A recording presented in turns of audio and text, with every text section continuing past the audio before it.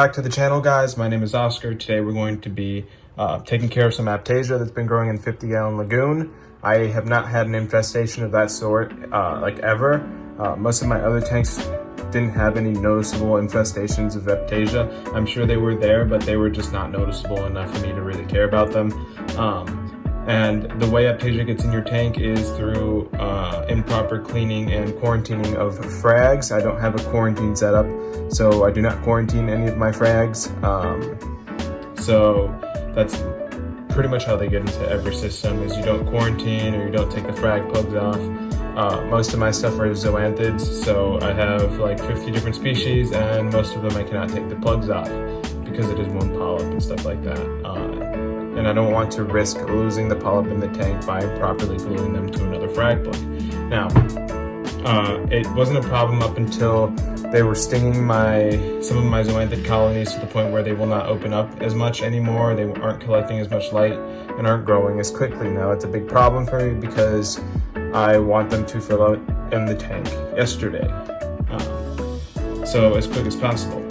So I heard of this company called SaltyUnderground. You see them right here, and they basically are the only place that I know of besides other reefers that sell aiptasia eating nudibranchs, and these are Bergia nudibranchs, and they only eat aiptasia, or so I'm told.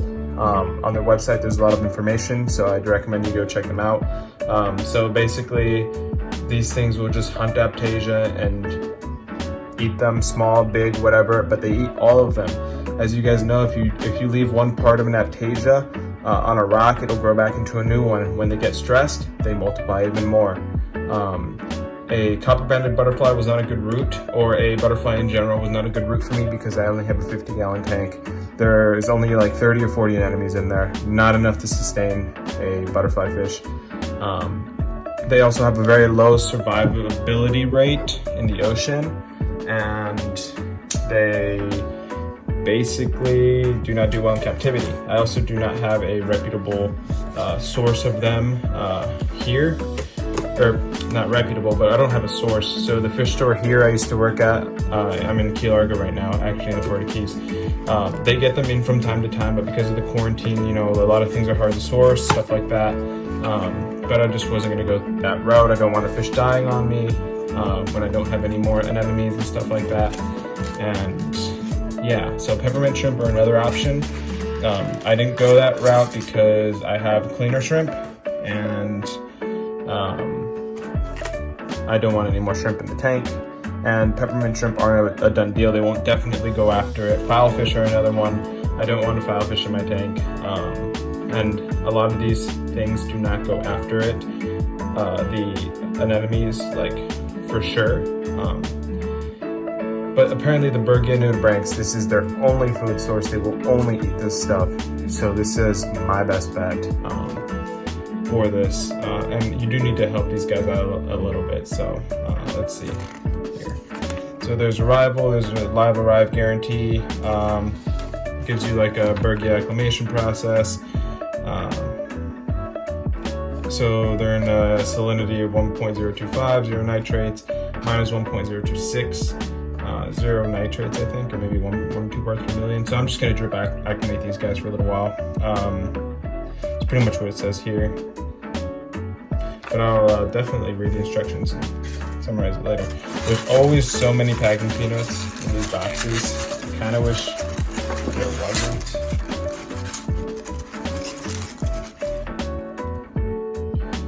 Like a little container for these things. There's always so many. I despise packing peanuts because there's no other, like, I can't really use them for anything. I don't ship anything really, so like for me it's just horrible, but it is what it is. All right, so here we are, specimen cups. So this thing has a Bergia nudibranch in it. Here we go.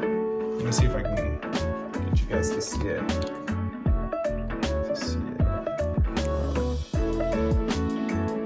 There's like a white speck right there.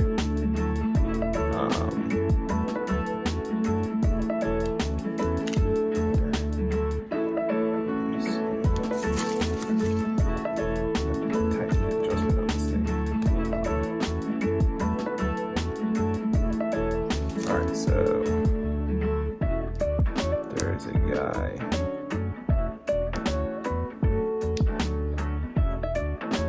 There's a guy right there. Right there is like the bottom of one of them. Let's see if one of these other ones has like a better view. I think I also ordered some Hawaiian ding dangs from them because they're pretty cheap. So here we go. Here's a pretty big one. Pretty big one. There we go. And they're alive. These things are pretty cool. I don't know if you can see that one back here. There you go. You can see them. That's what they look like. And it says that they're white when they haven't eaten any aiptasia anemones, and they turn into a really dark color when they have. And these lay eggs in your aquarium, so if there's ever like a lot of them, you don't need that many to buy that many. You just put them in there, they start to lay eggs. And then some landing things, I'm pretty sure. But yeah, so I'm gonna get these guys acclimated, and I will definitely see if I can take a picture before and after of all the aiptasia anemones in the tank. I'm gonna put them directly on some aiptasia anemones, and then see, and then go from there.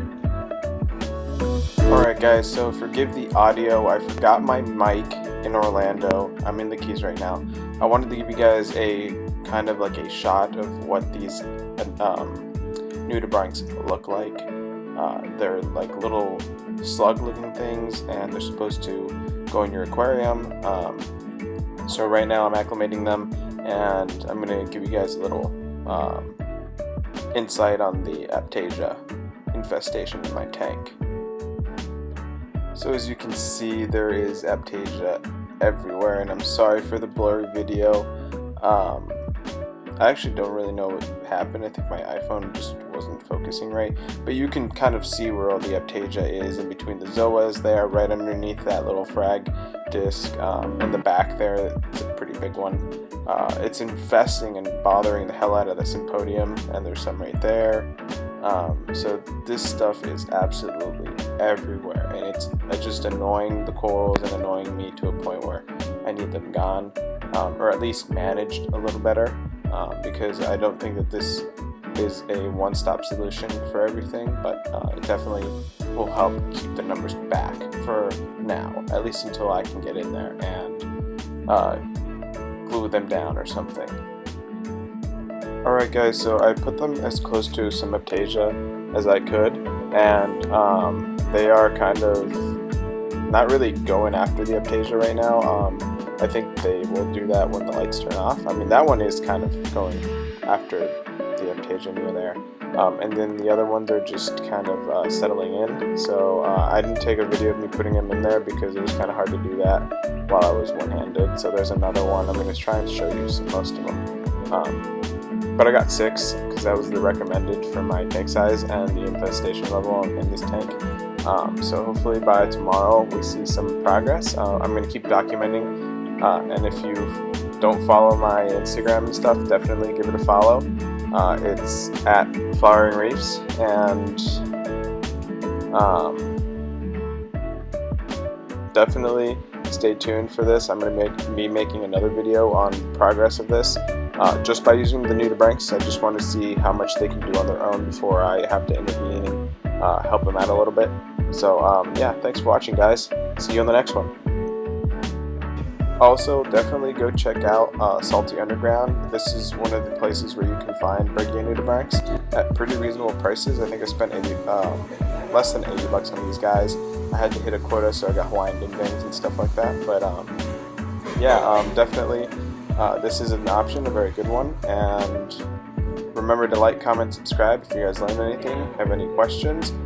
If you guys just want to check up on the progress of these guys, just let me know, and I will try and get back to you. Thank you guys very much, and have a safe quarantine.